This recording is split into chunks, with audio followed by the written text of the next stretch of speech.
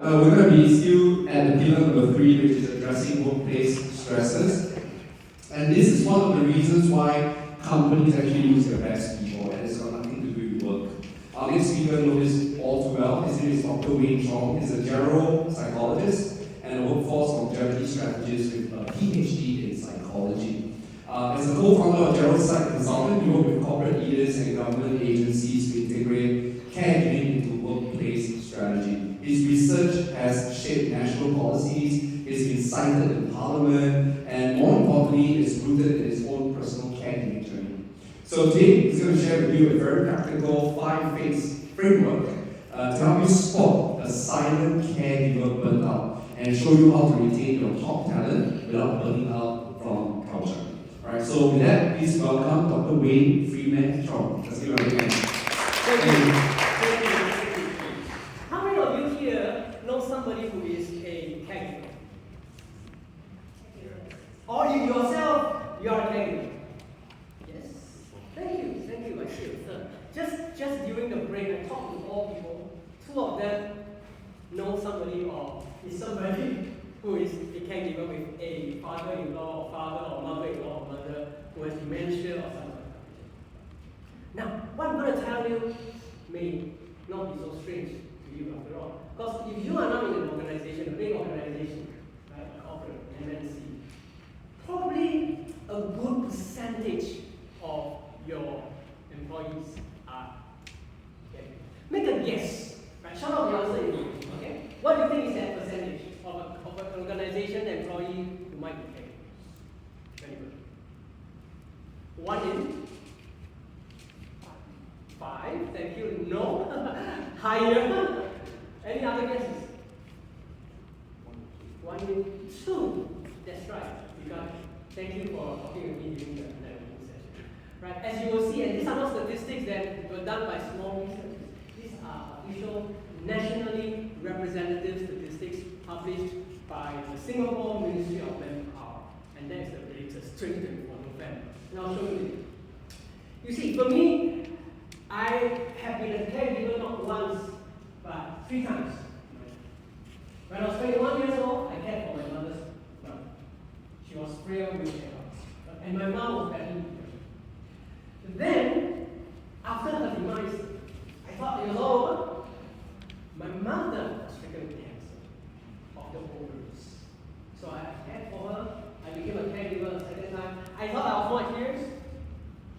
There were things I learned I never thought I had to learn.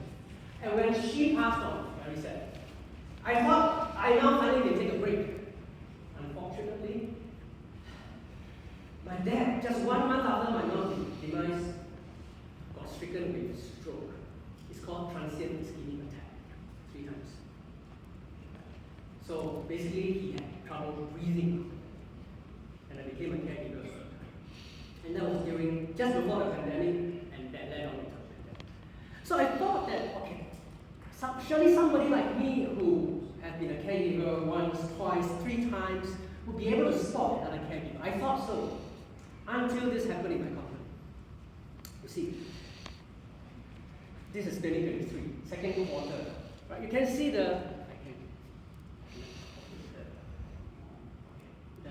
but you can see essentially revenue, right? In pink. From the second quarter of 2023 to the first quarter.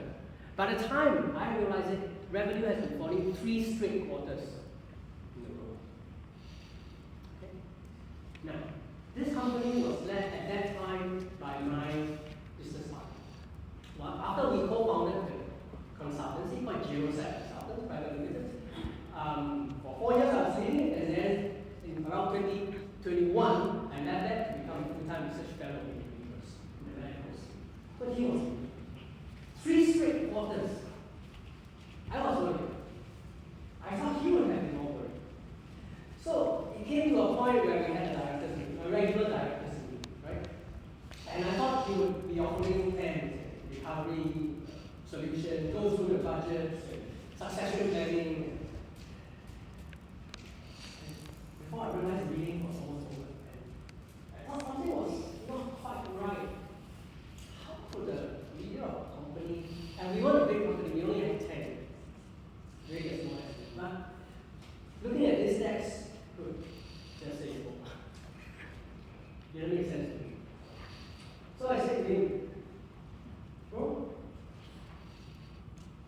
do you have any plans to bring in more revenue? Anything new you do? And he looked at me like, okay, blank. Slightly worried. But I wanted to be his friend. We were friends to begin with. We started this company together, right? So I said to him, second time, okay, these, looks like our finances are not doing that well. Said, are we going to be recovering soon? And then he, I still remember that. He looked at me, blank, shoulders slumped, and then he looked down and he mumbled something. I don't remember. I probably couldn't even hear what he was saying. I hope he wasn't cursing me under his breath. There was silence. The third time, I think I lost it, and I really regretted it. Because I said to him, hey bro, are you giving up? Are you giving up on our company, our general side consultants? I thought we were in this together. I almost went into a lecture, but oh my god, what's going on? I think it was hopefully the worst thing I said then. I didn't launch into anything more aggressive. And then he took the longest time to respond. And his answer, I didn't believe I would hear it for the first time. That 3 seconds I think he took felt like 3 hours. From his slumped position, rising up, putting his finger, the index finger to his nose, catching a breath, look at me, not really in the eye, but kind of looking behind me, like he's looking at me. I don't know if you know how that felt. Wait. I'm not giving up. I give him care. I give him care to my dad. So you see, he actually became a caregiver just about 2 quarters ago. And I didn't know. How can I be? I've been a caregiver, right? Surely, I've been his friend. He became a caregiver and I didn't know it. I didn't spot any signs. Right? I didn't spot it through all the usual checklists, budgeting, all the measures that we had. And we are not a big company, we're not like 10,000 employees, we're only 10. I didn't spot it. God, thought I'm a bad director. Really thought. And a lousy friend. And especially so when I have been through caregiving myself. It looked like that. Each time he reported to work after we found him, it was like he came to work or he was sitting at home working, and there was this father with glaucoma, disease of an eye, just waiting for him to do things. And even after he got a helper to help the father, he didn't help because the father kept looking for him to do things, either calling him on the phone while he's in the office or just having no boundaries between his work time and personal or family. He couldn't concentrate. So productivity fell. He was holding that portfolio, right? He got those things done. But he didn't have that, I don't know if you call it energy, the vibes, the oomph to go that further, to spot problems and solve them, to talk with people, to network. He couldn't bring himself to do that. No wonder our stats didn't show up. These are qualitative indicators. It doesn't count in numbers. Right? How well we manage how well we manage relationships with the customer. How many do you have good quality follow-up calls or follow-up meetings? It doesn't show up in the stats. So that was it. So part of me, I was so empathetic with him because I know how bad it could happen. But part of me, I was wearing my director's hat. Cannot wait. No money, company will close shop, right? If we continues going down. I was at that dinner. Right. Very fortunately, by that time, after having worked in the university as a research fellow for 2 years, I had some access to some research that we developed. And we managed to, although it wasn't tried and tested as of then, 2023, what I know from my caregiving research, right, regarding workforce management, and I realized I had to go in to make some changes. And I also had to do it in a way that allows my business partner to continue in his role. So here I was unable to stem that hidden caregiving crisis before it stemmed my talent, unfortunately. And to give you the short of it is that after someone's intervention, our company finances went up. We are trying. You will see in the chart later that we continue to go down until a certain point where it plateaued and then it went up. How are we able to do that? You see, what happened to me I don't know if it could happen to you. Okay? Why I say this is because I have been caregiver 3 times and I didn't spot signs. And we know the statistics, 1 in 2 employees are caregivers in Singapore. Right? And I don't know if you have the tools to spot signs. I don't know if you have those sensitive questions and measure those parts. I don't know if your managers, your leaders are trained in this region. So I'd like to share with you 3 things. The first business truth is that, yes, it's already disrupting our market. In fact, the Ministry of Manpower in Singapore has already identified that. In fact, they are right now, as you know, in Singapore, encouraging the flexible work arrangement, right? And in fact, right now in the papers, there is, Channel News I recently reported that many employees are saying, that's great, but not enough. I don't know if you know that. Of course, the question will be, how much is enough? Right? How much is really enough? Unfortunately, in Singapore, we don't have a national caregiving policy. So it is incumbent or imperative on us as business leaders, as corporate executives, to manage our workforce until such time we can influence the Ministry of Manpower.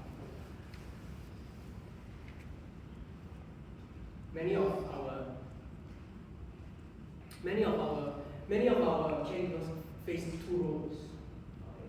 So the other statistic that we know is 1 in 5 are actually juggling, so to speak. 1 in 5 are actually out of the workforce because of caregiving or household chores. So when I talk about spotting the signs, these are some things that we really could do. These are things. Ask some questions that help promote my supervisor feels, my supervisor shares what I do. I can depend on my supervisor. These are questions that we ask, that we could ask that we could adapt from. This is from the Boyer's scale, the Boyer's social support scale. There are other scales like this in a frame that we could use, right? How about work-related support from your employee's organization? Does the employee feel that his or her organization considers his or her goals and that cares about his aspirations? The second thing that I realized about, just from my own experience, my leaders. If I do not have a succession plan, if we did not have a situation where, let's say, if he leaves or if I unfortunately, due to the wrong reason, due to misunderstanding, fired him at the board meeting, okay? If I didn't have that, the business was over. When it comes to talent retention, I don't know about you. Which generation is most associated with quiet? You heard of the term called quiet quitting? Yes? People keep quiet, not telling you that they're disinterested or uninterested, and disengaged, and one day they just throw it back. Which generation is associated with that? Not Gen Z. It's the sandwich generation. People who have older folks to care for and younger folks to care for. These are the sandwich. They may be parents. They may be most likely in their mid-career. Right? So, research has shown this, right? The Society for Human Resource Management calculated 50 to 60% of annual salary is spent just to replace attrition. Just to replace. I mean, time is spent recruiting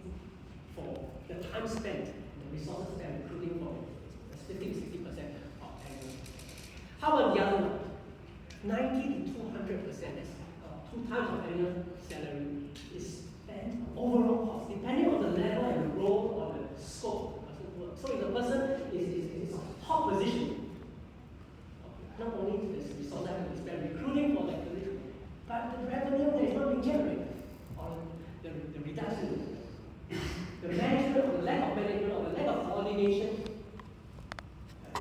that role candidate supposed to perform. That's it. So here we have some measures that you could actually support our leaders. Right? If you have middle managers, you want them to learn, plan their career. You want them to be proactive in their skill development, to consult on their careers, to learn how to network beyond their department. Some of these things are self-directed, sure. It depends on them starting. My question to you is, do you facilitate? Do you have structures in place to facilitate? How about things that you do for your employees? Do you give flexible work? Do you have arrangements at the department level, up to the division, department, the business unit level? Right? Do you, for instance, have a mentorship program where, say, a more experienced caregiver employee could guide a less experienced caregiver? Do you actually coach them to develop their skills, not just so narrow in their niche, but you have a T-shaped competency, right? To have transferable skills such that they're also used for another department or division, so they can continue to be engaged when the current job scope is a bit more. You must have heard of big companies like Deloitte, DBS, Google having caregiver or caregiver friendly. I want to share with you one company that I've been involved with, which I thought was quite moving. Anyone from NTU, Nanyang Technological University?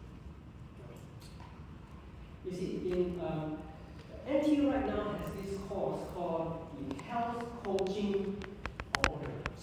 You can Google it.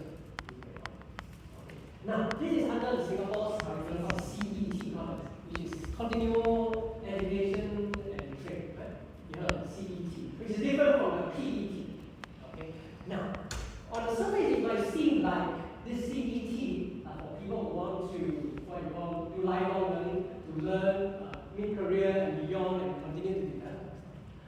Actually, how a big group of the clients, or you can say the learners of this course, health coaching course, actually NT courses. You don't have it. I know because I co-developed one of the forms. So, what I'm trying to say to you is that your model that you use, that you try to systemize or integrate into your current business process, could well help your organization and may also help others. Doesn't have to be just one track. If you are in the business of helping other organizations, workforce, other organizations, employees, think about whether some of those could be used in your own organization. So the third thing I'd like to share is that you should systemize your solutions. And I want to share with you this 5-phase framework that I developed with my colleagues at medical school.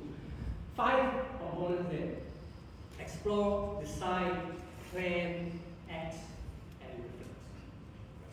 In explore, we essentially ask or help the employees ask these questions. What does success mean to me? Why am I here doing this job? What am I looking forward to?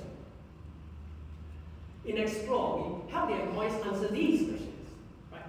What are the things that I'm doing now? What do I see in what I'm doing? What are the reasons, right? That will make me feel happy, that will make me feel engaged. Right? And once I have those reasons, I can set smart goals. Goals that are achievable, measurable, realistic. I could make sure those goals are clarified so they could be performed. And I could act on them. Monitor my progress. If I have a mentor, if a company gives me a mentor, or if I find one, this mentor could help me. If I have a sponsor, I don't know if you heard of the term sponsor. Somebody who opens doors. And many of you are in a position to be sponsors for your own colleagues. Right? If I have a sponsor, right, this sponsor would say, look, Wayne, you did well, you surmounted the odds.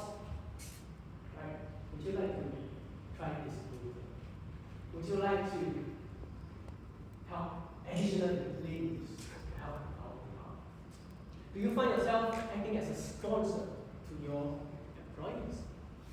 Finally, this framework also has the reflect.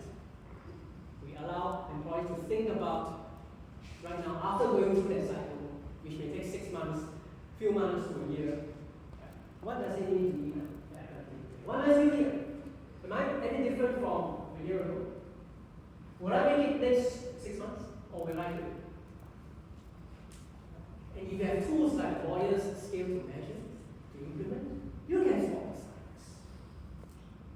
You will be able to stem the caregiving crisis, which will no longer be hidden to you, because the hidden crisis is measured. Right? If you have a mentorship program, you can talk. So this is the framework. Earlier on, I was talking about revenue rising after I went back into the company to do something. What I really did was just really these 3 things. And I'll say that to you. The 3 things are spotting signs. Right now, in fact, not just my business partner is a caregiver. Literally 6 out of 10 employees are caregivers. But they are good, but that ability will drop. This is how we do it. We didn't ask the question point blank, are you a caregiver? I don't think many of them would just answer like that. I don't know whether you would. The second thing is, we supported our leaders. Those business unit leaders who had 2 or 3 under their wings, we made sure that they had the tools. We made sure their own needs are listened to, pay a bit more attention to them, and we mentor. Third thing we did, we had a system. The framework that we call the 5-phase framework was a system. It wasn't the only system, it's a system that we developed in the medical school with real clients from the National Healthcare Group, essentially nurses who are at the peak who are very experienced and who are at the boundaries of quitting. In fact, right now, if you read the news, you will hear of hospitals in Singapore paying retention bonuses to nurses. Female healthcare professionals having tough because they juggle caregiving work and health. Many do not want to return to the workforce even after. We implemented this, and I wouldn't have time, but I can share with you the feedback that we got. When we asked them, what does it mean to you when you implemented these 5 things? So we essentially did 3 things: spot the signs, we supported our leaders, and we systemized our solutions so we could turn around. Now, my business partner is still leading in that role. I think 80% no change to the role. But yes, the finances did go down a little bit further before it stabilized.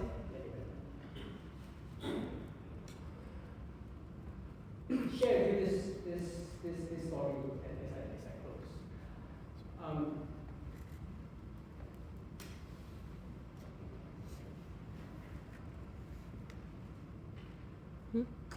My business partner, right? When he realized that there were these things that could be done, spot the signs, support leaders, and systemize it, he was asking me, Wayne, where do you get this from? Is it from which textbook do you have? Right? Of course, I told you no, isn't it? Then how do I know? Okay, so the company is doing well. Yes, okay, so it works for now. How do I know that it works for other people?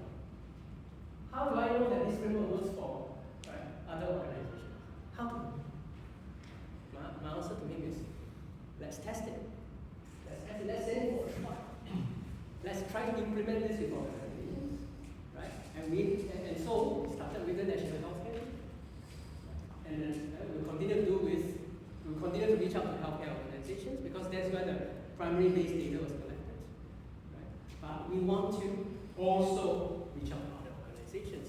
So today, if you or your organization think that you may have this hidden caregiving crisis, if the people that you are concerned about, right, are potentially caregivers, I'll be happy to talk. Because I want to help you stem this crisis before it stems your talent. See you at the back. Thank you.